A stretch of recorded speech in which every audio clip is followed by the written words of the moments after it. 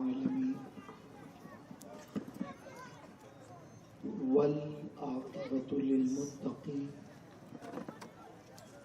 والصلاة والسلام على سيد الأنبياء والمرسلين وعلى آله وأصحابه الطيبين الطاهرين أما بعد فأعوذ بالله من الشيطان الرجيم بسم الله الرحمن الرحيم يا أيها الذين آمنوا اتقوا الله وابتغوا إليه الوسيلة صدق الله العظيم غوث اعظم بمنے بے سرو سامان مددے قبلہ دین مدد کعبہ ایمان مدد بگرداب بلا افتاد کشتی ضعیفان شکستارات کشتی باہک کے خواجہ عثمان ہارون مدد کن یا معین الدین چشتی مدد کن یا معین الدین چشتی مدد کن یا معین الدین چشتی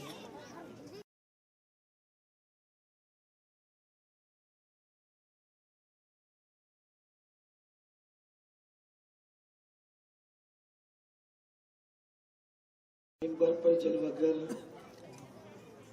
استاذ الالفاظ خلیفہ انوار المشائخ حضرت حافظ قاری محمد ساجد حسین صاحب اشرفی و جملہ علماء کرام ائمہ مساجد حاضرین سن اجتماع السلام علیکم ورحمۃ اللہ وبرکاتہ۔ آئیے ہم اور آپ مل کر انتہائی عقیدت و محبت کے ساتھ اپنے اور ساری کائنات کے مرکز عقیدت انیس بے کساں چارہ ساز درد منداں ہم غریبوں کے غم گسار مصطفیٰ جان رحمت حضور رحمت عالم جناب احمد مجتبی محمد مصطفیٰ ارواحنا فدا صلی اللہ تعالی علیہ وسلم کی بارگاہ بے کس پناہ میں جس طریقے سے میں پڑھا ہوں آپ بھی میرے ساتھ مل کر بآواز بلند پڑھیں۔ الصلاة والسلام علیک یا رسول اللہ، الصلاة والسلام علیک یا رسول اللہ، الصلاة والسلام علیک یا نبی اللہ، الصلاة والسلام علیک یا نبی اللہ، الصلاة والسلام علیک یا حبیب اللہ، الصلاة والسلام علیک یا حبیب اللہ، وعلی آلک و اصحابک یا نور اللہ، وعلی آلک و اصحابک یا نور اللہ، صلی اللہ تعالی علیہ وسلم۔ صلی اللہ تعالی علیہ وسلم۔ اسیروں کے مشکل کشا غوث سبحان اعظم، اللہ سبحان اللہ، اسیروں کے مشکل کشا غوث اعظم، فقیروں کی حاجت روا غوث سبحان اعظم، اللہ، خبر لو ہماری کہ ہم ہے تمہارے، خبر لو ہماری کہ ہم ہے تمہارے، کرو ہم پہ فضل و کرم غوث سبحان اعظم، اللہ، اور قسم ہے کہ مشکل کو مشکل نہ پایا، قسم ہے کہ مشکل کو مشکل نہ پایا، کہاں ہم نے جس وقت یا غوث سبحان اعظم، اللہ، کہاں ہم نے جس وقت یا غوث اعظم، اور یہ دل یہ جگر ہے یہ آنکھیں یہ سر ہیں، یہ دل یہ جگر ہے یہ آنکھیں یہ سر ہیں، جہاں چاہو رکھو قدم غوث اعظم، جہاں چاہو رکھو قدم غوث اعظم، اور جو ڈوبی تھی کشتی وہ دم میں نکالی، جو ڈوبی تھی کشتی وہ دم میں نکالی، تجھے ایسی قدرت ملی غوث اعظم، ہمارا بھی بیڑا لگا دو کنارے، तुझे ना खुदाई मिली गौ से आजम। मेरे प्यारे आका सल्लल्लाहु ताला अलैहि वसल्लम के प्यारे दीवानों, 11वीं वाले बड़े पीर साहब का महीना चल रहा है और पूरी दुनिया के अंदर आशिकाने गौसुल वरा सरकार गौसियत माब रदी अल्लाह ताला अन की बारगाह में खिराज अकीदत पेश कर रहे हैं। और आज हमने भी अपने आका व मौला सरकार कादरियत सैयदना शेख अब्दुल कादिर जिलानी गौसे पाक रदी अल्लाह ताला की महफिल सजाई है। मैं चाहता हूं कि बहुत संजीदगी के साथ आप मेरी गुफ्तगू की तमहीद को समाअत करें। ये गौस पाक के डंके बजाना, ये गरीब नवाज का उर्स मनाना, मखदूम अशरफ का दम भरना, वारिसे पाक के नारे लगाना, इमाम अहले सुन्नत की बातें करना, औलिया अल्लाह के तस्करे करना, आखिर ये क्या चीजें हैं? क्या हमारे लिए अल्लाह काफी नहीं है? हमारा अल्लाह तो वो है जो कुन फरमाकर कायनात को पैदा करता है। हमारा अल्लाह तो वो है जो हमें खिलाता है, हमें पिलाता है, हमें जिलाता है, हमें मौत अता करेगा। फिर जब हमारी हड्डियां मिट्टी खा जाएगी तो फिर उसी मिट्टी से अल्लाह हमें फिर पैदा फरमाएगा। तो वो अल्लाह जिसकी शान बेमिसाल है, फिर उस अल्लाह तबारक व ताला की बात हम क्यों ना करें, हर महफिल में करें और उसी की बात करें। दूसरों का जिक्र क्यों गौस पाक का जिक्र, क्यों गरीब नवाज का जिक्र, क्यों वारिस पाक का जिक्र, क्यों जिंदा शाह मदार का जिक्र, क्यों सैयद शादात का जिक्र, क्यों वारिस देवा का जिक्र, क्यों महबूब इलाही का जिक्र, क्यों कुतुबुद्दीन बख्तियार काकी का जिक्र। ये सब जिक्र करेंगे तो अल्लाह से दूर हो जाएंगे, अल्लाह तबारक व ताला का कुर्ब नहीं मिलेगा। ये सारी गलत फहमियां आपके दिल और दिमाग में है। देखो, अगर यही बात है कि अल्लाह ही अल्लाह करना है, तो फिर अल्लाह तबारक व ताला ने कुरान मुकद्दस में ये क्यों फरमाया, या अय्युहल्लज़ीना आमनुत्तकुल्लाह वब्तगू इलैहिल वसीला। आप गौर करें, मैं अहले इल्म की तवज्जो चाहता हूँ, संजीदा तबीयत लोगों की तवज्जो चाहता हूँ और अक्लमंदों की तवज्जो चाहता हूँ, ताकि उम्मत से इख्तिलाफ खत्म हो। इस वक्त पूरी दुनिया के अंदर उम्मत एक दूसरे के साथ दस्तक बगिरेबा है। आज उम्मत को इत्तेहाद की जरूरत है, इसलिए कुरान की सही तालीमात हमारे सामने आनी चाहिए, ताकि उम्मत से झगड़े दूर हो, फसादात दूर हो। ये उम्मत पूरी वहदत के साथ, इत्तेहाद और इत्तेफाक के साथ रहे। जिसका रोना डॉक्टर इकबाल ने रोया, हरम पाक भी कुरान भी अल्लाह भी एक, हरम पाक भी कुरान भी अल्लाह भी एक, क्या बड़ी बात जो होती कि मुसलमान भी एक। मुसलमानों को आज सही अकीदे पर, सच्चे अकीदे पर, सहाबा और सवाद आजम के अकीदे पर मुत्तहिद होने की जरूरत है। तो चूंकि गलत फहमी ना इल्मी की बुनियाद पर है या तजाहुल आरिफाना की बुनियाद पर, तो फिर हम कैसे अल्लाह तबारक व ताला के कुरान को समझें। कुरान को अगर हम अपनी दिमाग की और अपनी लियाकत की बुनियाद पे समझने की कोशिश करेंगे तो गुमराह हो जाएंगे, क्योंकि कुरान कहता है युदिल्लु बिही कसीरम व यहदी बिही कसीरा। बहुत लोग इसी को पढ़कर गुमराह होंगे और बहुत इसी से हिदायत पाएंगे। अल्लाह ने पहले गुमराह होने वालों का जिक्र किया, हिदायत पाने वालों का जिक्र बाद में किया। मेरे प्यारे आका अलैहिस्सलाम के प्यारे दीवानों, कुरान के आये करीमा पे गौर फरमाए। मेरा अल्लाह फरमाता है, या अय्युहल्लज़ीना आमनुत्तकुल्लाह, ए ईमान वालो अल्लाह से डरो। आप गौर फरमाएं, अगर मेरा अल्लाह ये कहता, या अय्युहन्नास इत्तकू वब्तगू इलैहिल वसीला, ऐ लोगों अल्लाह से डरो और अल्लाह रब्बुल इज्जत तक पहुंचने के लिए वसीला तलाश करो, तो हम समझते कि ये बात काफिरों को कही गई, मुशरिकों को कही गई, यहूदियों को कही गई, नसरानियों को कही गई। लेकिन मेरे अल्लाह ने جس کی حکمت بالغہ پہ ہم قربان جائیں، وہ کہتا ہے یا ایھا الذین آمنو، اے ایمان والو، اتقوا اللہ، اللہ سے ڈرو، اور پھر وابتغوا الیہ الوسیلہ، اللہ تک پہنچنے کے لیے، رب کا قرب حاصل کرنے کے لیے وسیلہ تلاش کرو۔ اب آپ دیکھیں یا ایھا الذین آمنو میں کلمہ لا الہ الا اللہ آ گیا، محمد الرسول اللہ بھی آ گیا، یعنی ایمان لے آئے تم قیامت پر، حشر نشر پر۔ اتقوا اللہ میں اس کا معنی ہوتا ہے تقوی کے، ایمان والو اللہ سے ڈرو اور تقوی اختیار کرو۔ اور متقی وہی ہے، متقی وہی ہے جو نمازی ہے، روزے دار ہے، حج فرض ہونے کے بعد حج کر چکا ہے۔ متقی وہی ہے جو گناہ سے بچنے والا ہے۔ متقی وہی ہے جو اللہ کی تسبیح و تحلیل کرنے والا ہے۔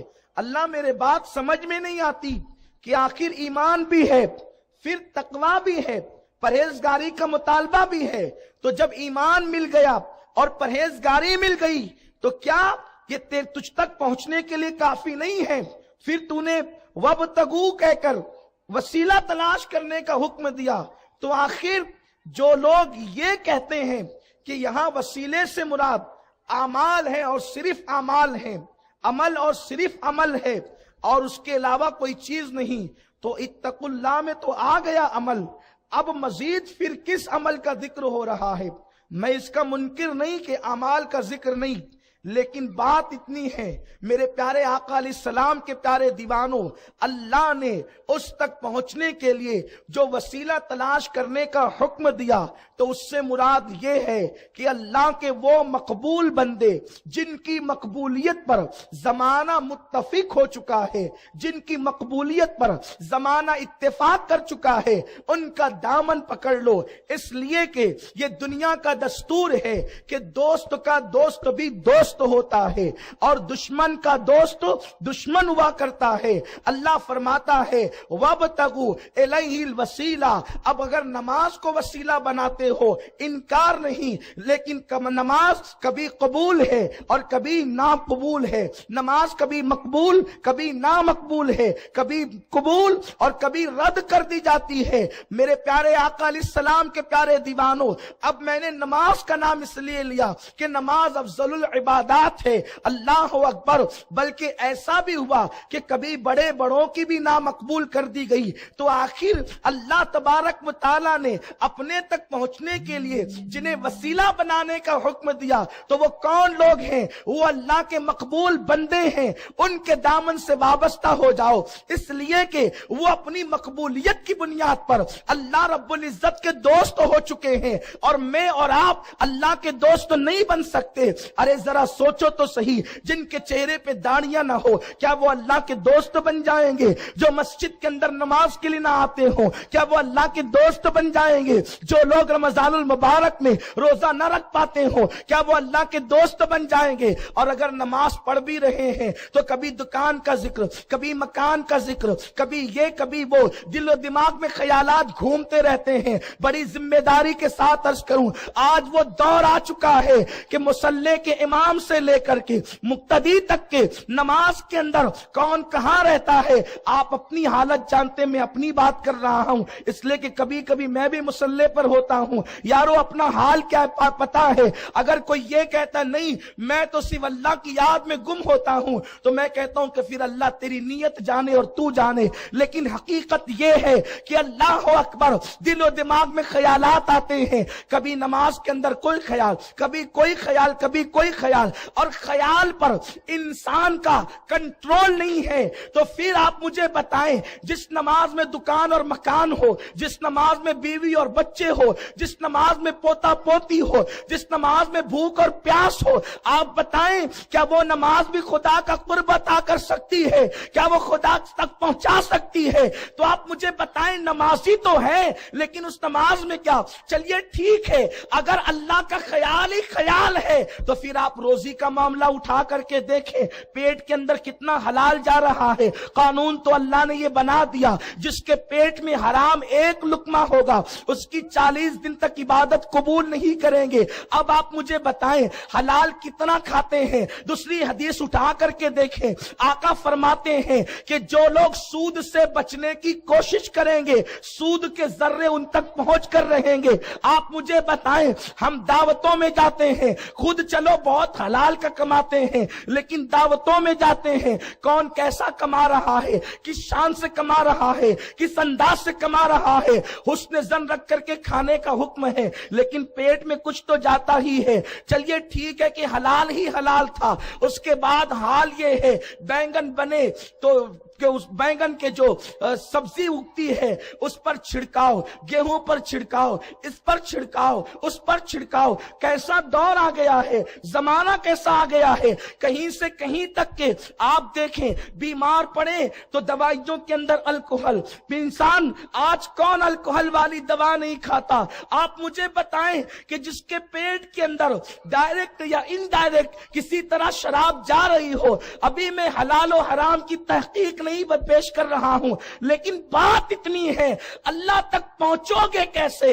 जिस नमाज के अंदर हलाल नहीं वो नमाज अल्लाह तक पहुंचा नहीं सकती। जिस रोजे के अंदर लअल्लकुम तत्तकून का जलवा नहीं वो रोजा अल्लाह तक पहुंचा नहीं सकता। जिस हज के अंदर तकवा नहीं वो हज अल्लाह तक पहुंचा नहीं सकता। जिस ज़कात में रज़ाए इलाही नहीं वो रज़ाए और ज़कात अल्लाह तक पहुंचा नहीं सकती। तो आज के दौर में अल्लाह तक पहुंचना बड़ा मुश्किल हो गया। इसीलिए मौलाना कह रहे थे, दूर इतना है कि पा नहीं सकते, करीब इतना है नहनु अक़रबु इलैहि मिन हब्लिल वरीद, वो हमारी जानों से ज्यादा करीब। अल्लाह तेरे करीब पहुंचू तो कैसे, तेरे दामने करम तक पहुंचू तो कैसे। इसलिए कि बचना चाहता हूं, बच नहीं पाता। चलिए हलाल भी खा लिया, हलाल भी कमा लिया, नमाजें भी पढ़ ली, रात रात पर इबादतें भी कर ली, तहज्जुद भी पढ़ लिया, लेकिन अंदर का जो नफ्स है कहता है मैं फुला से अफजल इसलिए कि तहज्जुद गुजार। ये तो सबसे बड़ा खतरनाक शैतान, इसलिए कि नफ्स बदकार ने दिल पर ये क़यामत तोड़ी, अमले नेक किया भी तो छुपाने न दिया। अब बताएं ना कि अल्लाह तक पहुंचे तो कैसे पहुंचे। अल्लाह अकबर तो इसका बेहतरीन जरिया मेरे अल्लाह के इल्म में ये बात है। मेरा बंदा इबादत के जरिए से, हर बंदा सबकी बात नहीं करता, हर बंदा अल्लाह तक पहुंच नहीं सकता। कुछ कम हिम्मत होंगे जो नफ्स के बहकावे में आकर इबादत पे मगरूर होंगे, कुछ कम हिम्मत होंगे हराम में मुब्तला हो जाएंगे, कुछ कम हिम्मत होंगे रास्ते में बहक जाएंगे, शैतान के मकर का शिकार हो जाएंगे। लेकिन अल्लाह चाहता है कि मैं दोस्त सबको बनाऊं, क्योंकि उसके करम की शान निराली है। तू नवाजने पे आए तो नवाज दे जमाने, ये उसकी शान है। दोस्त बनाना चाहता है सबको, लेकिन इस काबिल नहीं है बंदे कि उसके दोस्त बन सके। तो कहा मेरे दरियाए करम से कोई खाली जाता नहीं। तुम ही ने कानून बनाया है ना कि अगर किसी बड़े का दोस्त बनना है, अपने अंदर लियाकत नहीं, अपने अंदर ताकत नहीं, अपने अंदर कुव्वत नहीं, अगर वजीर आजम का दोस्त कोई फला एमपी बन गया है तो मुझे वजीर आजम तक पहुंचने के लिए बहुत पापड़ नहीं बेलना, एमपी से राब्ता कर लूं, इसके हाथ में हाथ चला गया तो वजीर आजम तक रिसाई हो जाएगी। बिला तशबीह, बिला तशबीह, बिला तमसील खुदा के वली हम बन नहीं सकते, क्योंकि ज़र्फ इतना मजबूत नहीं। वो चाहे तो बात अलग है, लेकिन अपने अंदर इतनी ताकत नहीं। तो दोस्त का दोस्त भी दोस्त होता है, तो उनका दामन पकड़ लो जो अल्लाह तक पहुंच गए हैं। अभी तुम इनके दोस्त बने, अल्लाह पुकार उठा, तू मेरा दोस्त का दोस्त बन गया, अब तेरा अमल न देखूंगा। अब्दुल कादिर का यार बना है तो तुम्हारा भी यार। अल्लाह, नारे तकबीर, नारे रिसालत, जश्न गौसुल वरा, सुन्नी दावत इस्लामी, नारे रिसालत। सुभान अल्लाह, सुभान वो अल्लाह। अल्लाह होकर कहता है वब तगु इलैहिल वसीला। एक बात जहन में आती है کہ یہ کام تو کفار مکہ بھی کر رہے تھے. کہتے تھے لات ہمارا وسیلہ، حبل ہمارا وسیلہ، عزا ہمارا وسیلہ. پھر آپ کہتے غوث پاک ہمارا وسیلہ. تو تم دونوں میں فرق کیا ہے؟ فرق یہ ہے وہ بتوں کو جو اللہ کے دشمن تھے مقابلے میں مان رہے تھے، ہم مقابلے میں نہیں مانتے. دیکھو توجہ آپ کی، اس کو یوں سمجھو، ابا ہے، ابا ہے، اور ابا کے سامنے کوئی ابا بن کر کے کھڑا ہے. توجہ، بہت قیمتی بات کہہ رہا ہوں، سمجھنے کی ہے. ابا ہے اور ابا کے سامنے کوئی ابا بن کے کھڑا ہے. تو ابا کے سامنے بولے تو میرا ابا، تو بولو کہ ابا کیا کریں گے؟ ابا بولیں گے ایسا تو نکلا. اور وہ بھی جس کے دو باپ ہوں پھر وہ شریف تو نہیں ہوتا. یہی تو ہے، ابا کے سامنے کسی کو ابا ماننا تو یہ باپ کی بھی توہین، خود کی شرافت پر بھی سوالیہ نشان، ماں کی پاکیزگی پر بھی سوالیہ نشان. یہ کام وہ کرتے تھے جو لات و حبل کو خدا مانتے تھے اور وسیلہ کہتے تھے. لیکن ابا ہے، ابا کا چھوٹا بھائی ہے، اور ابا کے سامنے چھوٹے بھائی کو ان کے کہتا ہے او میرے چچا جان تو میرے باپ کی طرح ہے. باپ مسکراتا ہے. کیوں؟ اس لیے کہ یہ میرے بھائی کا کتنا احترام کرتا ہے. دیکھو اس کو کا ابا تو باپ ہو گئے ناراض اور اتنے سارے سوالیہ نشان کھڑے ہو گئے. اس کو بھی کا ابا، لیکن کس طرح؟ باپ کا چھوٹا. آپ میرے باپ کی طرح، میرے باپ کی جگہ ہیں. یہی تو ہے. تو باپ مسکرایا. کیوں؟ کیونکہ میں اس کا باپ ہوں تو یہ میرے باپ ہونے کی وجہ سے یہ میرے رشتہ دار کو چاہتا ہے. یہی تو ہے. تو باپ خوش ہوگا. باپ کی بہن کو پھوپھی بول کر کے پکارا تو میری ماں کی جگہ پر ہے تو باپ خوش ہوگا کہ یہ میری وجہ سے میری بہن کو چاہتا ہے. باپ کی ماں کو کہا دادی اماں آپ بڑی اچھی ہے، میرے لیے دعا کر دیں. باپ خوش ہوا کہ یہ میری وجہ سے میری ماں کو بھی چاہتا ہے. بتائیے اگر جتنے رشتے بڑھتے جائیں گے باپ کی خوشی اتنی بڑھتی جائے گی. کیوں؟ کیونکہ وہ باپ کے رشتے دار ہیں. تو جس کے دل میں باپ سے جتنا پیار ہوگا وہ باپ کے رشتے داروں سے اتنی محبت کرے گا. یہی تو قانون ہے، یہی تو طریقہ ہے. بلا تشبیہ اور بلا تمثیل. اللہ کا کوئی رشتے دار نہیں، لیکن اللہ نے بھی کچھ اپنے رشتے بنا رکھے ہیں. جیسے تمہارے میرے رشتے ویسے اس کے رشتے نہیں ہیں. اس کے رشتے رشتہ محبت ہے، اس کے رشتے رشتہ معرفت ہے، اس کے رشتے رشتہ ولایت ہے، اس کے رشتے رشتہ قطبیت ہے، اس کے رشتے رشتہ ابدالیت ہے، اس کے رشتے رشتہ نبوت ہے، اس کے رشتے رشتہ رسالت ہے، اس کے رشتے رشتہ عارفین ہے. یہ سارے اس کے رشتے ہیں اور ہر اعتبار سے وہ اللہ کے قریب ہے. کوئی کتنا، کوئی اتنا، کوئی اتنا. وہ اللہ رب العزت نے جس کو جتنا چاہا قرب عطا کیا. تو اب ہم جو غوث پاک کو مانتے ہیں جیلان کا ہونے کی وجہ سے نہیں، کیونکہ جیلان میں تو بہت پیدا ہوئے مر گئے، ان کے نام بھی ہمیں پتا نہیں ہے. غوث پاک کو جیلانی ہونے کی وجہ سے نہیں مانتے، غوث پاک کو بغدادی ہونے کی وجہ سے نہیں مانتے، غوث پاک کو مدرسہ قادریہ کا طالب علم اور اس کے بعد مدرس ہونے کی وجہ سے نہیں مانتے. غوث پاک کو جو مانتے ہیں وہ اللہ کا ولی ہونے کی وجہ سے مانتے ہیں. ہمارا رشتہ صرف اللہ سے ہے. اب اللہ کا جو رشتہ جوڑ لے اور جو اللہ کا قرب حاصل کر لے اس سے ہم اپنے رشتے کو جوڑ لیں گے، اور اسی رشتے کو جوڑ لو گے تو تم اللہ تک پہنچ جاؤ گے. اسی کو وسیلہ کہتے ہیں. اور ہم اللہ کے ولی کو جو ہے وہ معبود نہیں سمجھتے، خدا نہیں سمجھتے، خدا کے برابر نہیں سمجھتے، ابن اللہ اللہ کا بیٹا نہیں سمجھتے، بلکہ ہم انہیں اللہ کا بندہ سمجھتے ہیں اور اللہ کا دوست سمجھتے ہیں. اور اللہ نے یہی ہمیں حکم دیا، یا ایھا الذین آمنوا اتقوا اللہ وکونوا مع الصادقین. اے ایمان والو اللہ سے ڈرو اور سچوں کے ساتھ ہو جاؤ. اب دیکھو اللہ نے وسیلہ ڈھونڈنے کا حکم دیا تو جس کا وسیلہ جتنا مضبوط ہوگا وہ اللہ تک اتنی بلندیاں پائے گا، وہ اتنا عروج پائے گا، وہ اتنا قرب پائے گا. تو ہم غوث غوث جو کہتے ہیں یا غوث جو کہتے ہیں تو انہیں ہم نے وسیلہ بنایا. تو یہ کتنے مضبوط ہیں. اب ان کی مضبوطی، ان کا مقام، ان کا مرتبہ اللہ کی بارگاہ میں کیا ہے وہ ذرا دیکھیں. بہجت الاسرار شریف کتاب غوث پاک کی زندگی پر ہے جس پر سارے مکاتب فکر کے لوگ متفق ہیں کہ سب سے معتبر کتاب غوث الاعظم کی زندگی پر بہجت الاسرار ہے.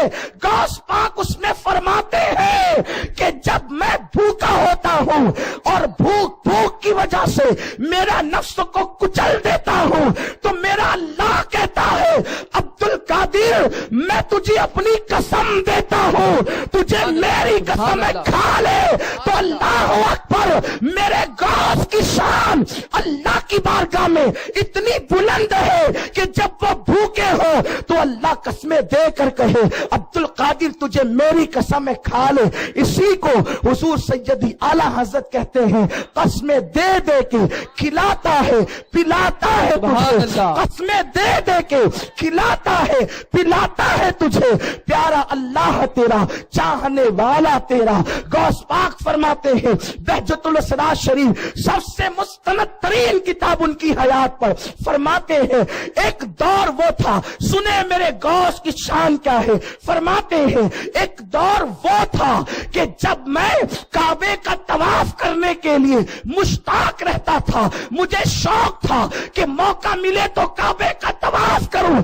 अब अल्लाह ने मुझे वो मर्तबे अता कर दिए हैं कि काबा खुद आकर के मेरा तवाफ करता है। इसी को फरमाते हैं सारे अक्ताबे जहां करते हैं काबे का तवाफ, काबा करता है तवाफे दरे वाला तेरा। नारे तकबीर, ये गौस आज़म की शान है, सुभान अल्लाह, ये गौस पाक का मकाम है।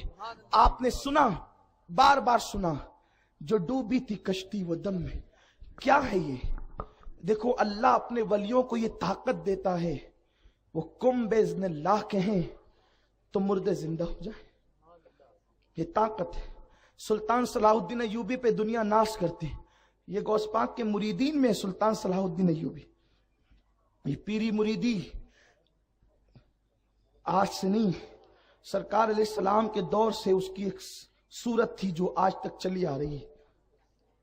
सुल्तान सलाहुद्दीन अय्यूबी का जो खानदान था, बाज लोगों ने लिखा है कि वो कुर्द थे, कुर्द, और ये जो कुर्द खानदान था आज भी ये इराक की सरजमीन पे मौजूद है। कुर्दों की एक बस्ती है, उनके जो वालिद और उनके दादा वगैरह थे तो उन्हें गौसे पाक का दामन मिला था। उनके खानदान के बुजुर्गों में से एक साहब हुजूर गौसे पाक के हाथ में कलमा पढ़ के मुसलमान हुए थे। उस वक्त तो सुल्तान सलाहुद्दीन अय्यूबी का बचपना था। बात ये हुई थी, तवज्जो फरमाएं, दीन की खिदमत कैसे होती है, दीन की तबलीग कैसे होती है। एक ईसाई आलिम सरकार गौसुल आजम दस्तगीर की बारगाह में आया और आकर के कहता है अब्दुल कादिर साहब, मैं जो है एक हदीस को बार बार सुनता रहता हूं और मुझे वो हदीस पर कलाम है। मेरे गौस ने कहा क्या? कहा कि आपके रसूल ने फरमाया उलमा उम्मती काम्बिया बनी इसराइल, उलमा उम्मती काम्बिया बनी इसराइल, मेरी उम्मत के उलमाए रब्बानी जीन बनी इसराइल के अंबिया की तरह हैं। उलमा, ये जो उलमा है, इस हदीस में उलमा से मुराद उलमाए रब्बानी जीन है।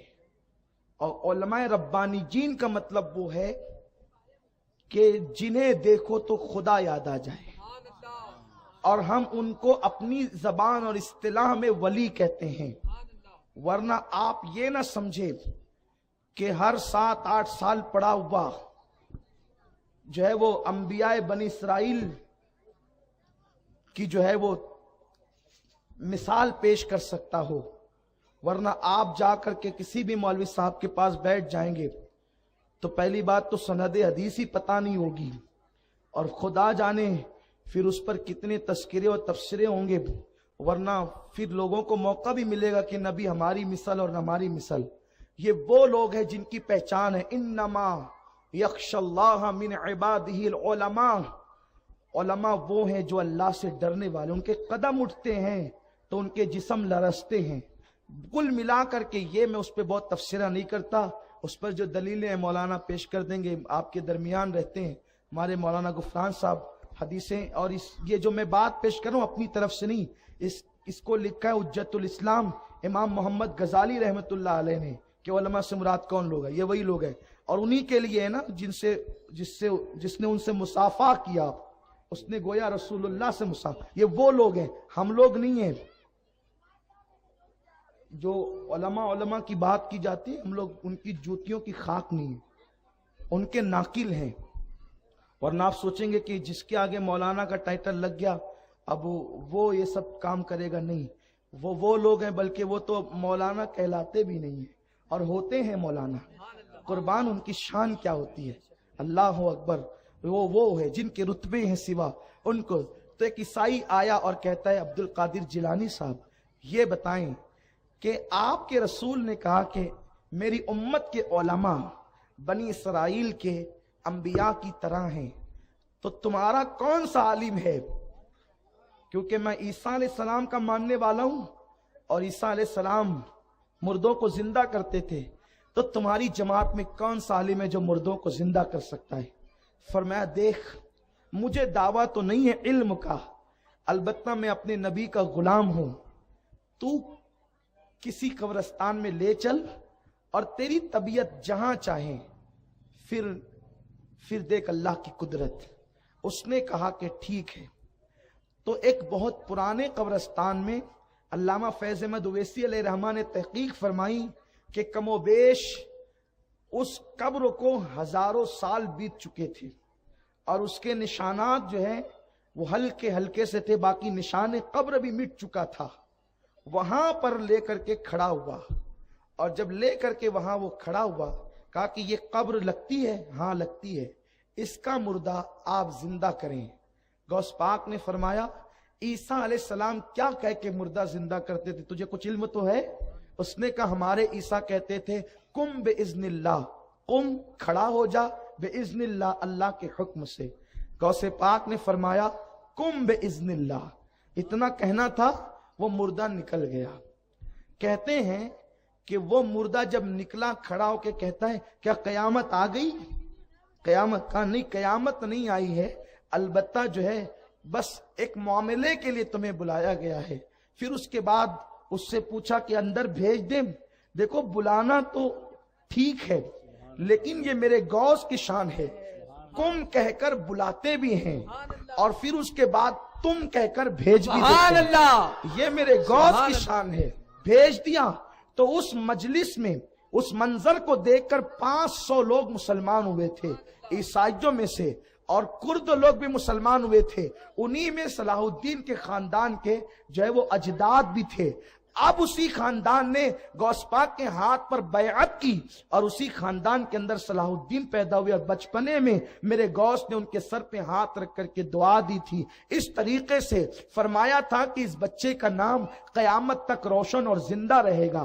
آج دیکھیں صلاح الدین کا نام سب لیتے ہیں، لیکن صلاح الدین ہے کون؟ یہ غوث العظم کے غلام کا نام ہے، یہ میرے غوث کی شان ہے. تو میرے پیارے آقا علیہ السلام کے پیارے دیوانوں، ہم لوگ تو چیخ چیخ کر آوازیں بٹھاتے ہیں، لیکن قوم کے دل پر بات کتنی اثر کرتی ہے وہ ظاہر ہے. لیکن اللہ اکبر، یہ وہ لوگ تھے قم باذن اللہ کہہ دیا اور لوگوں کو اسلام میں داخل کر لیا. ایک مرتبہ کا واقعہ ہے، چونکہ بغداد میں عیسائیت کا زور تھا، اور جو زمانہ غوث پاک کا زمانہ ہے وہ بڑا پرفتن دور تھا، بڑا ہنگامہ خیز دور تھا. اس دور میں یہ تھا، عیسائیوں نے اتنی چالیں چلی تھی کہ مسلمان اماموں کو قتل کر دیا اور ان کو خنجروں سے قتل کیا. راتوں رات اٹھا کر لے کر چلے گئے. یعنی لوگوں کو وہ اٹھا لیتے تھے، علماء کو، تقریر کرنے والے علماء کو، حق بیان کرنے والے علماء کو کہیں قتل کیا، کہیں اٹھا کر لے لیا، اور ان کی جگہ عیسائی راہب اور پادری جو ہے وہ مسجد کے امام بن گئے تھے.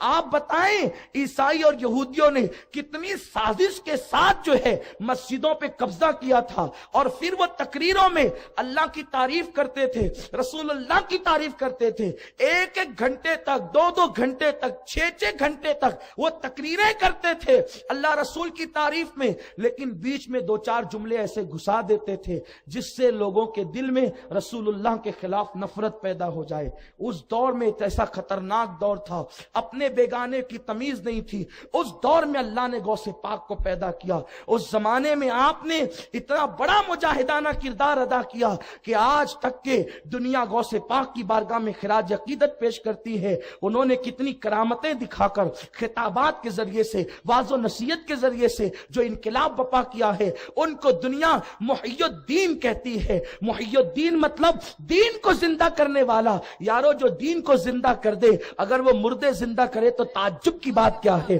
میرے اللہ نے ان کو یہ طاقت عطا کی ہے۔ تو میرے پیارے آقا علیہ السلام کے پیارے دیوانوں، اس دور میں بغداد کے جو خلیفہ تھے وہ بادشاہوں کے دربار تک کے وہ عیسائی پادری عالم اور مولوی بن کر کے پہنچے ہوئے تھے۔ ایسا ہنگامہ خیز ہوش ربا دور تھا۔ اس دور میں غوث پاک کی ولادت ہوتی ہے، لیکن کیسی خدمت کی ہے، لوگوں کو ہزاروں کی تعداد میں مسلمان کیا، لوگوں کو توبہ کی طرف مائل کیا، لوگوں کو ایک خطاب کرتے تھے، حلال روزی کی طرف بلاتے تھے، لوگوں کو خدا کی عبادت کی طرف بلاتے تھے۔ جو تقریر سے نہیں سدھرتے تھے انہیں میرے غوث جو ہے کرامتیں دکھا کر کے سدھارتے تھے۔ اللہ نے انہیں یہ طاقت دی تھی۔ ایک مرتبہ غوث پاک عصر کی نماز پڑھا کر کے جو ہے وہ دریائے دجلہ کی سیر کے لیے نکلے۔ دریائے دجلہ بہت بڑا دریا ہے، میں نے اسے دیکھا ہے الحمدللہ، اور وہ دریا جو ہے اس ایک خصوصیت اس کی یہ ہے کہ وہ دریا پلٹیاں کھاتا ہے سال بسال، یعنی ایک سال یا کچھ سال وہ اس طرف پلٹی کھاتا ہے تو ادھر دریا بڑھ جاتا ہے، اور کبھی وہ ادھر پلٹی کھاتا ہے تو وہ ادھر بڑھ جاتا ہے۔ بہت بڑا دریا ہے، اس زمانے میں اور بڑا تھا، ابھی جو ہے وہ اس کو کچھ سمیٹا گیا ہے، لیکن آج بھی اس میں کشتیاں چلتی ہے، اس میں آج بھی کشتیوں کا آنا جانا ہے، اور لوگ ایک کنارے سے دوسرے کنارے کشتیوں پہ آتے جاتے ہیں۔ میرے غوث کی شان یہ ہے، آپ عصر کے بعد دریا کی سیر کو گئے، اس لیے کہ سیر و تفریح کو جانا یہ بری بات نہیں ہے، سیر و تفریح کے لیے جا کر وہاں عیاشیاں کرنا، گناہ کرنا یہ بری بات ہے، ورنہ اللہ کی نشانیوں میں غور کرنا، اللہ نے تو نے دریا کیسا بنایا، پھول کیسے بنائے، پتیاں کیسی بنائی، یہ سب چیزوں میں غور کرنا عبادت ہے۔ بلکہ صوفیہ فرماتے ہیں کہ اللہ کی نشانی میں غور کرنا 70 سال کی عبادت سے بہتر ہے۔ اللہ رب العزت نے ہمیں حکم دیا سیروا فی الارض، زمین کی سیر کرو، لیکن لوگ سیر نہیں کرتے بلکہ جا کر کے پکنک پر عیاشیاں کرتے ہیں۔ اللہ لوگوں کو نیک توفیق عطا فرمائے، اللہ ہمارے حال کی اصلاح فرمائے۔ تو آپ دریا کی سیر کو گئے ہیں، دیکھا کہ ایک بڑھیا ہے وہ ٹھلیا لے کر کے آتی ہے اور وہ پانی بھرتی ہے اور ٹھلیا رکھ کر کے دوپٹے سے آنسو پوچھنے لگتی ہے۔ نبی کے گھرانے کے فرد تھے، دل میں خیال آیا اس کی آنکھ میں آنسو کیسا، تو آپ نے خادم سے کہا جاؤ اور جا کر کے اس بڑھیا سے پوچھو کہ تیری ٹھلیا کو کسی نے پتھر نہیں مارا، تجھے کسی نے گالی نہیں دی، تجھے کسی نے ستایا نہیں، تجھے کسی نے پریشان نہیں کیا، بڑی بھی تو روتی کیوں ہے؟ خادم گیا، بڑھیا نے کہا جا تو اپنا کام کر، میرے رونے سے تجھے فائدہ کیا ہے، میرا غم آخر کون بانٹ سکتا ہے؟ اسے کچھ نہیں بتایا، آپ تشریف لائے، چہرہ بتاتا تھا، دیکھو تو خدا یاد آ جائے۔ بڑھیا سے کہا اماں جی کیوں روتی ہے؟ تو بڑھیا وہاں بتانے سے انکار کرتی ہے، لیکن یہاں داستان شروع کرتی ہے۔ وجہ یہ ہے کہ ہر چہرے ایسے نہیں ہوتے جہاں دکھ درد بانٹا جاتا ہے، محبت کے لیے کچھ خاص دل مخصوص ہوتے ہیں۔ یہ وہ نغمہ ہے جو ہر سانس پہ گایا نہیں جاتا۔ لوگوں کو غموں کی داستان سننا اچھا لگتا ہے، رو کے سنا، ہنس کے اڑا دیا، لیکن کچھ چہرے ایسے ہیں جو خدا کی یاد دلاتے ہیں۔ طبرانی کی روایت ہے، میرے آقا فرماتے ہیں میری امت کے وہ چہرے جو نورانی ہے ان سے دنیا اور آخرت کی حاجتیں مانگا کرو، ضرور پاؤں گے، کیونکہ اللہ نے میری رحمت کا حصہ ان کے اندر رکھ دیا ہے۔ اب بتائیں، حضور خود کہتے ہیں کہ مانگو، اور کوئی اگر یہ کہے کہ نہ مانگو تو ہم حضور کی سنیں یا کسی اور کی سنیں؟ یہ بات تو نہیں ہو سکتی۔ ہم نے کلمہ حضور کا پڑھا ہے، کلمہ محمد رسول اللہ پڑھا ہے، اب ہم کسی کی بھی بات کیسے مان لیں؟ نہیں، ہمارے لیے وہی معیار ہے جو رسول اللہ کا فرمان ہے۔ جو حضور کی بولی بولے وہ اپنا ہے، جو حضور کے خلاف بولی بولے پھر وہ کسی شہر کا ہو، کسی ملک کا ہو، کسی علاقے کا ہو، ہم نہیں مانتے۔ مکے والا ہے ابو لہب ہے، حضور کے خلاف بول رہا ہے تو جوتے کی نوک پر ہے۔ حبشہ والا بلال ہے، اپنا آقا ہے، کیونکہ وہ حضور کی بولی بول رہے ہیں۔ بات بولی سے سمجھ میں آتی ہے، دل کے احوال بولی سے پتا چلتے ہیں۔ تو بڑھیا نے چہرہ دیکھا کہ یہاں پر غم ہلکا ہو سکتا ہے، کہا کہ بات یہ ہے کہ میں رونے کی وجہ، مجھے میری ٹھلیا کو کسی نے پتھر نہیں مارا، مجھے کسی نے گالی نہیں دی، کسی نے ستایا نہیں، لیکن بات یہ ہے او میرے مونس کہ میرا ایک لوتا بیٹا تھا اور میں उस वक्त बेवा हो गई थी जिस वक्त वो मेरा बेटा मेरी गोद में था और मैं उसी को पालती थी और बेवगी का दाग धुलती थी। तमन्ना ये थी कि जब मेरा बेटा जवान होगा तो उस वक्त मैं उसकी शादी रचाऊंगी। वो बुढ़िया है मजहब के एतबार से ईसाई, अभी भी वो ईसाई है। शादी रचाऊंगी, बड़ी धूमधाम करूंगी। और जाहिर सी बात है कि ईसाई क्या धूमधाम कर सकते थे वो आप अच्छी तरह जान सकते हैं। तो बुढ़िया से सुना, फिर क्या हुआ? कहा मैं ले गई और बारात को दजला के उस पार और दुल्हन को बिठा करके लाई और बड़ी शान से लाई। मैं खुद भी बारात में शरीक थी। हुआ यूं कि मैं कश्ती किनारे पर आई, साहिल पर आई, दरिया के किनारे पर। और उसके बाद जब दरिया के किनारे कश्ती आई तो मैं उतरी और मेरे साथ चंद बाराती उतरे। अभी कुछ लोग उतरे ही थे कि अचानक फिर एक हवा आई और हवा ने कश्ती को पीछे ढकेल दिया और फिर वो कश्ती बीच दरिया में गई और माँ की आंखों के सामने बेटा, बहू, जो आप अभी दूल्हा और दुल्हन थे और बारात में जितने लोग मौजूद थे चंद उतरने के सिवा, वो सब के सब दरिया के बीच जो है वो कश्ती मेरे सामने डूबी। मैंने अपनी आंखों से अपनी पहले दिन की दुल्हन, बहू को और अपने दूल्हा को डूबते हुए देखा है। जब भी दजला पे आती हूँ तो मेरे दिल को नश्तर लगते हैं। वही बारात जवान बेटे की याद आती है, वही धूमधाम मुझे याद आती है। ये कह के फूट फूट कर रोने लगी। मेरे गौस ने कहा माई सब्र कर, अल्लाह तेरे लिए इंतजाम करता है। उसने गुस्से में अब देखा, अब सब्र की तलकीन तो सब कर चुके, तुम्हें बताकर फायदा भी क्या होना था। आप भी सब्र की तलकीन करते हैं। बस ये जुमले कहने थे, दिल पे जाके लगे। वो खानदान ही ऐसा खानदान है कि किसी की आंख में आंसू देख नहीं सकते। कहा माँ बस अब इंतजार कर, अल्लाह की कुदरत देख। हाथ उठा दिए, अल्लाह मेरे रब, मेरे परवरदिगार जो है इसके लिए कश्ती को दोबारा दरिया से निकाल दे। निदा आई, अब्दुल कादिर जानते हो कितने बरस हुए कश्ती को डूबे हुए? पूछा नहीं उससे। अर्ज किया मेरे अल्लाह तू ही बता दे। इरशाद हुआ कि 12 बरस हो चुके हैं। कश्ती दरिया में गई, उनके जिस्मों को मछलियों ने खाया। जिन मछलियों ने उनके जिस्मों को खाया उन्हें इंसानों ने खाया, और जो मछलियां इंसानों ने खाया वह गलाजत बन करके दरियाओं में, सहराओं में खत्म हो चुके, यानी कि वजूद उनका नापैद हो चुका है। अर्ज होती है मौला सबको मुश्किल है, तुझे मुश्किल क्या है? जो बगैर वजूद के किसी को पैदा कर सकता है, क्या वो डूबी हुई कश्ती नहीं निकाल सकता? इरशाद हुआ अब्दुल कादिर मेरे बंदे, न मांगता तो अच्छा था।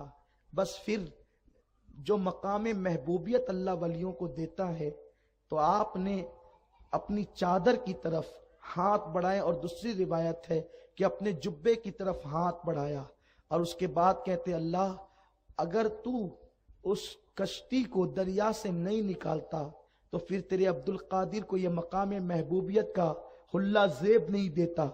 आज इसको ऐसा उतारूंगा कि फिर कभी नहीं पहनूंगा। बस इतना कहना था कि अब्दुल कादिर देख मेरे बंदे मेरी कुदरत का करिश्मा। और उसके बाद मेरे गौस ने दुआ की और फिर उधर वो कश्ती उसी तरह जाहिर हुई, वो कश्ती उसी तरह जाहिर हुई जैसे कि वो शान से डूबी थी। बुढ़िया ने देखा, दंग रह गई और अल्लाह अकबर। उसने कहा ये क्या है? कहा ये मेरे अल्लाह की कुदरत है, मेरे रब की कुदरत है।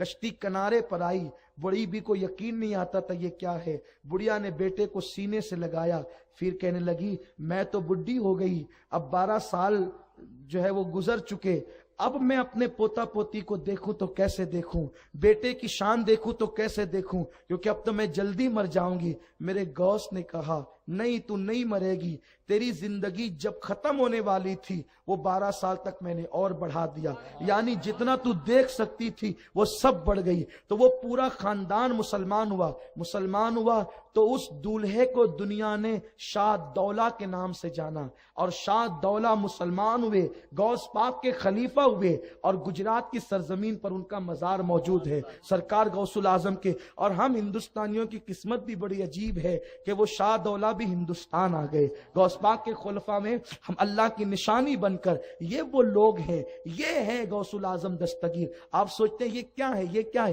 یہ کیا، یہ اللہ کی قدرت ہے. اللہ جس کو جو چاہے مرتبے عطا کرتا ہے، اللہ جس کو جو چاہتا ہے شان عطا کرتا ہے.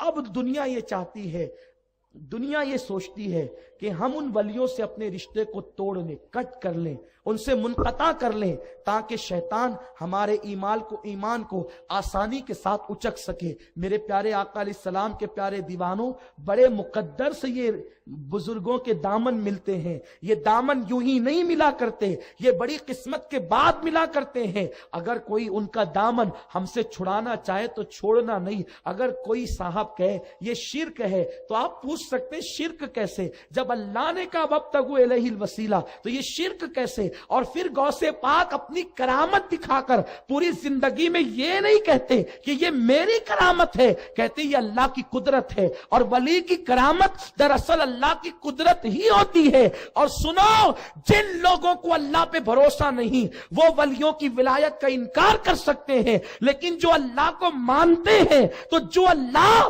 چاند کو چاندنی دے سکتا ہے، کیا وہ عبد القادر جیلانی کو کرامت کی طاقت نہیں دے سکتا؟ بات تو اللہ کے دینے کی ہے کہ اللہ نے ان کو ایسا بنا دیا ہے کہ ان کو لوگ دیکھتے چلے جائیں اور پتا کرتے چلے جائیں کہ ان کی شان کیا ہے، ان کے مرتبے کیا ہے. اور اشط اللمعات میں شیخ عبدالحق محدث دہلوی رحمت اللہ تعالی علیہ لکھتے ہیں کہ آج بھی سرکار غوث الاعظم دستگیر رضی اللہ تعالیٰ عنہ اپنی قبر انور سے زندوں کی طرح تصرف فرما رہے ہیں. کیونکہ جب ہم ان کو مدد کے لیے پکارتے ہیں تو وہ روحانی طور پر ہماری مدد کرتے ہیں، اور روح کے لیے دور اور نزدیک یکساں است فرماتے ہیں شیخ عبدالحق محدث دہلوی کہ روح کے لیے دور اور نزدیک ایک جیسی بات ہے. اس کو یوں سمجھ لیں آپ کہ جب آپ قبرستان جاتے ہیں، دیکھیے بات یہ ہے سمجھنے کی، بات سمجھا کرو، اس پہ عمل کیا کرو. اللہ اس کے رسول نے سب بیان کر دیا ہے، تم نادان نہ بنو. دیکھو آپ قبرستان جاتے ہو، مثال کے طور پہ بڑا قبرستان یہاں سے قریب ہے، آپ گیٹ پہ کھڑے رہ کر کے کہتے ہو السلام علیکم یا اہل القبور. بتاؤ آپ کی نیت کیا ہوتی ہے؟ سلام مردوں کو سب کرتے ہیں، مردے بھی کہتے ہیں، ہم سلام بھی کرتے ہیں. اور سلام کرتے ہیں تو نیت کیا ہوتی ہے؟ جو مولانا اسحاق بابا ہے بس وہی سن لیں گے، ان کے بازو میں مولانا معصوم وہ سنیں گے، یا اور قریب. آپ کتنی قبروں کو سلام کرتے ہیں؟ اللہ کی قسم کھا کے کہنا، کتنی قبروں کو؟ 2 کو، 4 کو، 10 کو، 50 کو، کتنی؟ تو آپ کہیں کہ نہیں بھائی بات یہ ہے یہاں سے لے کے وہاں تک سب کو کرتے. یہی تو ہے. کیوں کرتے ہو؟ وہ تو مٹی کا ڈھیر ہے، کیوں کرتے ہو سلام؟ بند کرو. آپ کہیں گے کیسی بات کرتے ہیں؟ حضور نے کہا آپ کی مانے کہ حضور کی؟ میں نے کہا میں نے کب کہا کہ حضور کی نہ مانو؟ یہی تو جھگڑا ہے. ساری بدنامیاں تو اسی لیے مول لے رکھی ہے کہ یہی کہتا ہوں کہ حضور کی سنو، ملا کی مت سنو، مولا کی سنو. اسی لیے تو پھول ہو کر ہو گئے کیا خار ہم. یہی تو سب مسئلے تو سب یہی ہے، پرابلم تو سب یہی ہے. یہی تو کہتا ہوں کہ جو ان کی نہ مانے اسے نہ مانو، پھر کتنا ہی بڑا ملا ہو. بات تو مولا کی ہے نا، حضور ہمارے مولا، ہم نے ان پر ایمان لایا ہے. تو پھر حضور نے کہا کہ قبرستان جاؤ، قبر والوں کو سلام کرو. کتنا؟ 5 ایکڑ پہ قبرستان ہے تو بھی سب سن رہے ہیں، 100 پہ تو بھی سب سن رہے ہیں، 200 پہ سب سن رہے ہیں. اب بتاؤ سب سن رہے ہیں تو ان میں کون کون؟ پتا چلا کہ اپنے محلے کا پیکڑ بھی وہی ہے. بات ہنسنے کی نہیں ہے، میری بات کو لطیفہ نہ سمجھنا. مجھے اس وقت بہت غصہ آتا ہے جب کوئی میری بات کو لطیفہ سمجھ کے ہنستا ہے. سنجیدگی سے لینا، یہ لطیفے کی محفل نہیں. محلے کا پیکڑ قبرستان میں موجود، تاش کے پتے جس نے ہمارے سامنے پوری رات کھیلے وہ اسی قبرستان میں موجود. جو بیوی کی پٹائی کرتا تھا اسی قبرستان میں موجود. جو حرام کھاتا تھا اسی قبرستان میں موجود. لیکن اس کی خوبی ساری خرابیوں کے بعد اتنی تھی کہ وہ کلمہ لا الہ الا اللہ محمد الرسول اللہ پڑھتا تھا، یعنی مسلمان تھا. اس لیے وہ قبرستان میں ہے تو مولانا اسحاق جیسا اگر متقی میرا سلام سن رہا ہے تو وہ شرابی بھی میرا سلام سن رہا ہے. آپ کہیں گے وہ کیوں سن رہا ہے؟ آپ نے کیا جو سن رہا ہے.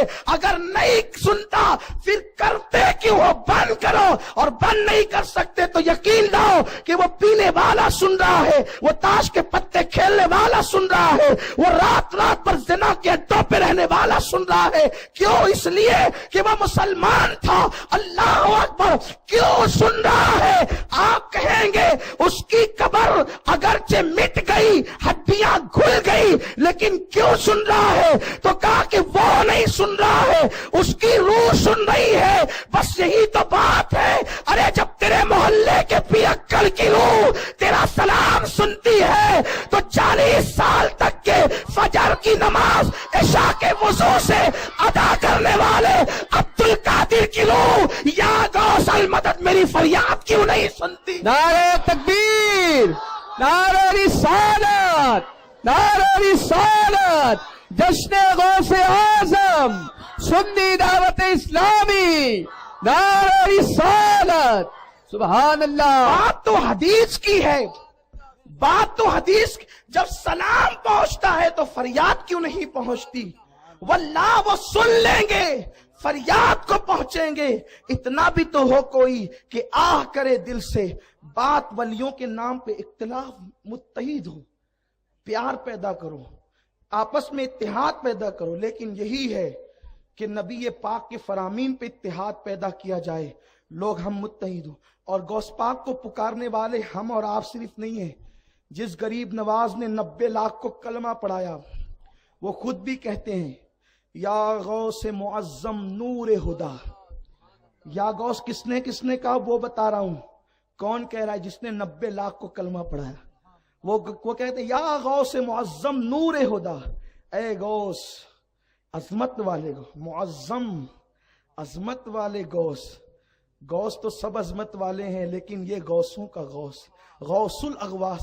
خدا کی قسم میرے غوث کا بھی کوئی جواب ہے؟ کوئی جواب ہے؟ علماء فرماتے ہیں, بزرگوں کا فرمان ہے کہ قیامت کے دن حضور کہیں گے اور انبیاء کی امت میں میرے غوث جیسا کوئی ولی نہیں ہے, میرے عبد القادر جیسا کوئی ولی نہیں. یا غوث معظم نور ہدا, مختار نبی مختار خدا. اے غوث معظم تو اللہ کا ہدایت کا نور ہے. اور کیا کہا؟ مختار نبی مختار خدا. تجھے اللہ نے بھی اختیار دیا ہے, رسول اللہ نے بھی اختیار دیا. سلطان دو عالم قطب اولا, تو دونوں عالم کا بادشاہ ہے. کس کا عقیدہ ہے؟ غریب نواز کا. سلطان دو عالم قطب اولا, تو دونوں جہان کا بادشاہ ہے. دونوں جہان, دنیا اور آخرت کا بادشاہ ہے تو. اب آپ کہیں گے یہ تو شرک ہو گیا, اس کا ذمہ دار میں نہیں, اس کا ذمہ دار تو غریب نواز ہے. اگر یہی بات شرک تھی تو 90 لاکھ کو کلمہ کس لیے پڑھا؟ یہاں تو شرک کو پہلے سے ہو ہی رہا تھا. پھر پنا ساگر پہ پانی بند کیسے ہوا؟ تو شرک کو تو مٹانے آئے تھے. تو کہتے ہیں سلطان دو عالم قطب اولاد, دونوں عالم کا سلطان ہے. تو کیوں؟ کیونکہ اللہ کی شان ہے.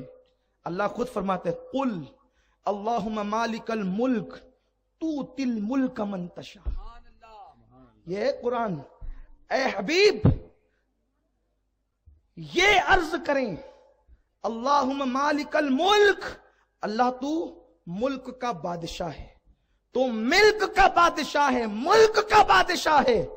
تو تل ملک, اور اللہ تو اپنی بادشاہت, اللہ تو اپنی بادشاہت جسے چاہتا ہے عطا کرتا ہے. تو اللہ کی عطا کی بات ہے. بادشاہ حقیقی وہی ہے, لیکن اگر وہ غوث پاک کو بنا دے, اس کی شان ہے. تو تل ملک من تشاء, تو جسے چاہے بادشاہ بنا دے. کسی کو ایک ملک کا, کسی کو دونوں جہان کا بنا دے. تو غریب نواز کہتے ہیں کہ سلطان دو عالم قطب اولا, تو دونوں عالم کا سلطان ہے اور تو بڑا عظیم قطب ہے, قطبوں کا قطب ہے.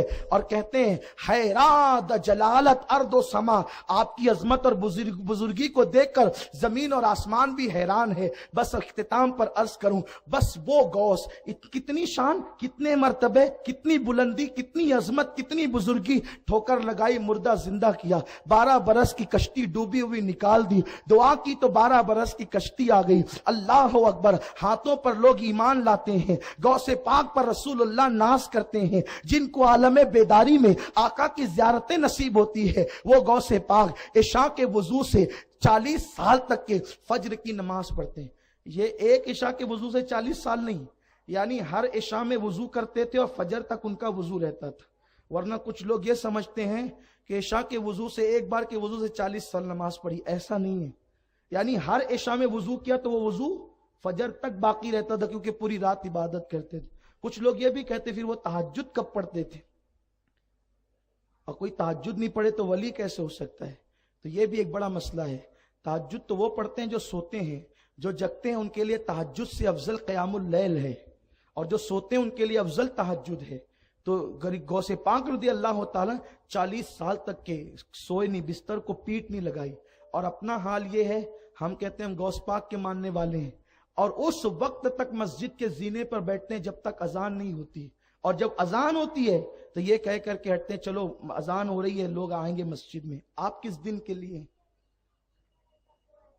सरकार गौसे पाक फरमाते हैं, अगर बेनमाजी मर जाए उसे मुसलमानों के कब्रिस्तान में दफन मत करो। सरकार गौसे पाक फरमाते हैं कि बेनमाजी की कब्र अगर बनाई जाए तो उसको जो है वो ऊंट की कोहान की तरह जो है न उभरने दिया जाए, उसको बराबर कर दिया जाए, ताकि लोग उससे इबरत हासिल करें। ये सरकार गौसे पाक रज़ी अल्लाह ताला, गौसे पाक ने अपने खिताब में फरमाया, लोगों हराम से बचो, इसलिए कि हराम इंसान को तबाह कर देता है। आज अपना हाल क्या है, जैसे आया जो आया खा लिया। एक मर्तबा बगदाद का बादशाह गौसे पाक की बारगाह में नजराना लेकर आए, हुजूर नजराना कबूल करें। आप फरमाते ले जाओ, अल्लाह ने मुझे बहुत दिया। कहा नहीं कबूल कर लें। फरमाया ले जा। उसने जिद किया हुजूर कबूल कर लें। वो हजरत अब्बास इब्न अब्दुल मुत्तलिब की औलाद में से था, अब्बासी बादशाह था। गौसे पाक ने हाथ में लिया, कहा मैं तेरी आखिरत संवारना चाहता हूं और तू मेरी आखिरत बर्बाद करना चाहता है। लिया और ले करके उसको निचोड़ना शुरू किया। जब निचोड़ा है गौसे पाक ने तो उसमें से खून निकल आया। फरमाते हैं कि अगर तेरी कुर्बत रसूल का मुझे ख्याल ना होता, इतना निचोड़ता कि इस खून के अंदर तेरा महल डूब जाता। ये लोगों का खून चूस करके लाया है और मुझे देना चाहता है। ये गौसे पाक थे, लेकिन हम किसी का खून चूस कर भी आए तो चलेगा। आजकल हमारे शहर में हमारी कौम को मालदार बनने का शौक बहुत है। मैं नहीं कहता कि ये शौक अच्छा नहीं, अच्छा है। मैं कहता हूं बिल्कुल मालदार बनो, अल्लाह तुम्हें जल्दी बनाए। लेकिन इतना सुन लो, वक्त से पहले और तकदीर से ज्यादा किसी को मिल नहीं सकता। मालदार बनना है, मेहनत से बनो, हलाल कमाई से बनो, घर सजाना है हलाल से। आजकल हाल ये कि कुछ लोग मालदार रातों रात बनना चाहते तो लॉटरी, हराम काम, शराब के अड्डे, जुए के अड्डे और ये सारे लोगों की सरपरस्ती अक्सर देखने में आ रहा है कि कौम के सियासी लीडर कर रहे हैं। कुछ अच्छे लोग भी होंगे उनमें, मैं सबकी बात नहीं करता, बुरों में अच्छे भी होते हैं, अच्छों में बुरे भी होते हैं। ये सारा काम चल रहा है, हमें ये नहीं करना चाहिए। इसलिए कि अवाम कोई गुनाह करेगी उसकी सजा अवाम को मिलेगी, कौम के कायदीन गुनाह करेंगे उसकी सजा पूरी कौम को मिलेगी। कौम पे कहत साली आती है, इसलिए सियासी लीडरों को भी, मजहबी लीडरों को भी, सबको अपनी इस्लाह करनी चाहिए। आजकल हमारे शहर में बहुत बुरी तरह से वबा चल रही है, लकीडरा ये क्या बला है। ये इतना पैसा भरो आपको कार मिल जाएगी, आपको रिक्शा मिल जाएगी, आपको होंडा मिल जाएगी। अब लोग सोचते हैं कि चलो 1000 भर के, 500 भर के, 2005 पता नहीं क्या कितने। मैं तो कई महीने हो गए हैं, कभी एक दिन के लिए आता हूं, कभी 2 दिन के लिए, मैं शहर में रह नहीं पा रहा हूं। लेकिन मेरे कान तक ये बात आई है कि लकी ड्रॉ चल रहा है। आप मुझे बताएं कि पैसे सबके हैं, किनके? जिन गरीबों ने जुमा चला चला कर मेहनत की, उनको कुछ ना मिले, आपको मैं जो है वो बाइक मिल जाए, कितना खून चूसोगे कौम का। आप कहेंगे चलो वो खुशी से दे रहा है, वो खुशी से नहीं दे रहा है, वो लालच से दे रहा है, वो लालच से दे रहा है। लकी ड्रा حرام ہے. جو صورت میں اس وقت مالیگاؤں میں چل رہا ہے اس صورت میں وہ حرام ہے. اس کی جائز کی صورتیں الگ ہے. اگر آپ کو جائز کی صورتیں معلوم کرنا ہے آپ دارالفتہ میں آ جائیں, نوری دارالفتہ میں, آپ کو اس کی جائز کی صورت بھی سمجھا دی جائے گی. ایسا نہیں ہے کہ جائز طریقہ نہیں ہے, جائز طریقہ ہے, لیکن اس وقت شہر کے اندر جو لکی ڈرا چل رہا ہے وہ حرام اور وہ سود کی اور جوا کی صورت ہے. اس لیے آپ اس سے بچیں. آپ نے بائک لے کر کے کون سا تیر مار لینا ہے؟ آپ کو کار مل جائے گی تو آپ کو کیا ملنا ہے یارو؟ جن کی لمبی لمبی کاریں جو ہے وہ کھڑی رہتی ہے بنگلے کے نیچے, ان کو بھی قبر میں جانا ہے, اور سائیکل چلانے والوں تمہیں بھی قبر میں جانا ہے. دنیا سے کیا لے کر کے جاؤ گے؟ وقت کا سکندر اعظم دنیا سے گیا ہاتھ خالی لے کر کے گیا. آپ لکی ڈرا کی کار لے کر کے کیا لے کر کے جاؤ گے؟ کچھ نہیں. یہ دنیا چند دن کی ہے. محنت کرو, حلال کماؤ, اور حلال کما کر کے اپنی کسٹ کی کمائی سے, اپنی محنت کی کمائی سے اپنے شوق پورے کرو جائز طور پر. لیکن یہ کیا ہوا کہ معاذ اللہ یہ تباہی کے دہانے پر پہنچ رہے ہو. نوجوان بڑی تیزی کے ساتھ کبھی موبائل کے چکر میں, کبھی گاڑیوں کے چکر میں, کبھی بائک کے چکر میں حرام میں مبتلا ہو رہے ہیں. یاد رکھو اللہ نے ہمیں حلال کا راستہ بتایا ہے. حلال کو اختیار کرو, حلال کو لازم پکڑو, اس لیے کہ حلال میں برکت ہے, حرام میں برکت نہیں ہے. حرام تباہ ہونے کے لیے ہے اور حلال عروج پانے کے لیے ہے. اس لیے محنت کرو, کوشش کرو, مشقت کرو. یہ جلدی جلدی میں لکی ڈرا سے مل جائے گا, لاٹری سے مل جائے گا اور جوے سے مل جائے گا. اس میں تباہی اور صرف تباہی ہے. اور یاد رکھو حرام کو اللہ ہلاک کر کے رہے گا. اگر آج ہماری قوم نے توبہ نہیں کیا تو اللہ نہ کرے ہمارا شہر آفت میں مبتلا ہو جائے گا. اس لیے کہ جب بھی کسی شہر میں حرام کاری اوپن ہو جائے اور لوگ اس پر روک نہ لگائیں, سب اس میں مبتلا ہو جائے, تو پھر اللہ تعالیٰ اس شہر پر مصیبت لاتا ہے. پھر تم آیت کریمہ پڑھنے بیٹھ جاؤ گے, پھر تم دعائیں کرنے بیٹھ جاؤ گے, پھر تم ختم قرآن کرنے بیٹھ جاؤ گے. سنو یہ کیا کر رہے ہو؟ مرض سے بہت بہتر پرہیز ہے. اس لیے پرہیز اختیار کرو. اللہ تبارک و تعالیٰ نے ہمیں حلال کا حکم دیا ہے. اور سن لو, اللہ اکبر, میرے پیارے آقا علیہ السلام کے پیارے دیوانوں, حرام تیزی سے آتا نظر آتا ہے اور لوگوں کو یوں لگتا ہے دیکھو اس کی ترقی ہو گئی, اس کو یوں مل گیا, اس کو یوں مل گیا, لیکن جب وہ جاتا ہے تو نظر بھی نہیں آتا. اس لیے اللہ تبارک و تعالیٰ اور اس کے حبیب کے بتائے ہوئے رستے پہ عمل کرو. جن لوگوں نے جو ہے وہ اس میں شمولیت اختیار کی ہے وہ سچے دل سے توبہ کرے, رب کی بارگاہ میں استغفار کرے. اس لیے کہ حق کہنا یہ امت کے علماء کی ذمہ داری ہے, اہل علم کی ذمہ داری ہے. میں ان کا خادم ہونے کی حیثیت سے آپ تک یہ پیغام پہنچاتا ہوں. آپ میرا یہ پیغام سب تک پہنچائیں, اور جو حضرات جائز طور پہ کرنا چاہتے ہو علماء سے مشورہ کریں اور مشورہ کر کے جائز طور پہ کریں. لیکن موجودہ صورت اس کی حرام ہے, اس لیے توبہ بھی کرنا ہوگی. اور اگر آپ کو گاڑی مل گئی یا کوئی گفٹ مل گیا, کوئی تحفہ مل گیا, آپ اس کو استعمال نہیں کر سکتے. جب تک استعمال کرو گے آپ گنہگار ہوں گے. تب اس کو کیا کریں تو بغیر کسی ثواب کی نیت کے اس کو آپ کسی مستحق غریب کو سپرد کر دیں, اگر آپ اپنی عافیت چاہتے ہیں تو. اور جو آپ کا پیسہ گیا, کا ہمارا تو گیا, تو اب کیا گیا تو بھی گنہگار ہوئے. کیوں گنہگار ہوئے؟ کیونکہ اللہ فرماتا ہے ان اللہ اشترى من المؤمنین انفسهم واموالهم بان لهم الجنہ. اگر تم مومن ہو تو تم نے اپنا مال اللہ کو بیچ دیا ہے اور اللہ نے اس کے بدلے تمہیں اس جنت کا وعدہ کیا ہے. تو وہ جو مال تم نے حرام میں ڈالا نا وہ اللہ کا مال تھا اور اللہ کا مال تم نے حرام میں ڈال دیا. اس لیے تم توبہ کرو, اللہ کی بارگاہ میں رب تبارک و تعالی معاف فرمائے گا. اللہ مجھے آپ سب کو توفیق نصیب فرمائے. رسالت کے پروانوں ہر سنیچر کو بعد نماز عشاء سنی دعوت اسلامی کے عالمی مرکز اسماعیل حبیب مسجد میں سنی اجتماع ہوتا ہے.